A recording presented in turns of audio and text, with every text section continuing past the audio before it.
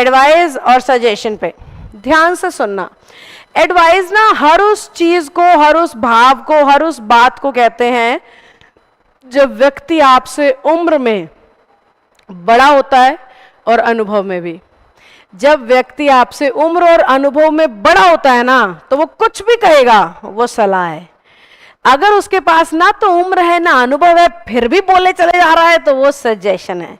जैसे आप suppose 10th class में हो, आपका भाई जो है वो 6th क्लास में है, और 10th क्लास में आप फेल हो गए हैं, तो पापा जी दे रहे हैं आपको भाषण और लेक्चर बिठा के, और डांट रहे हैं, कूट रहे हैं, पीट रहे हैं, और फिर पापा चले जाते हैं। वो 7th क्लास वाला भैया आता है आपका छोटा सा, टिक टिक टिक टिक करके, और आपको बोलता है भैया पल लिया करो ना, दांत खाते रहते हो।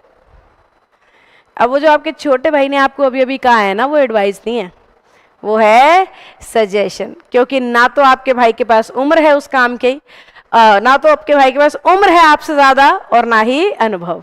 तो जब उम्र और अनुभव के बिना कोई बात कही जाती है तो वो सजेशन होती है, और जब उम्र या अनुभव के साथ कोई बात कही जाती है तो वो एडवाइस होती है। अब इसका ये मतलब मत निकालना कि सिर्फ बुजुर्ग लोग ही जो है सलाह दे सकते हैं, ऐसा कुछ नहीं है।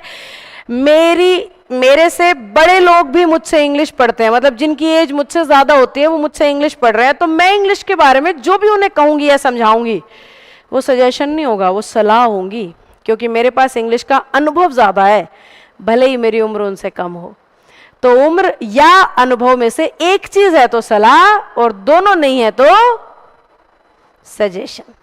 चलो फट से बताओ, समझ आया कि नहीं आया? सीधी सी भाषा में पापा कुछ भी कह रहे हैं सलाह है, टीचर कुछ भी कह रहा है सलाह है, दोस्त कह रहा है तो सजेशन हो सकता है।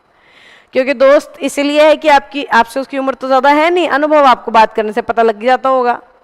तो जहां पे एज ज्यादा हो या अनुभव ज्यादा मिले उसे कहना सलाह, दोनों में से कुछ ना मिले तो कहना सजेशन।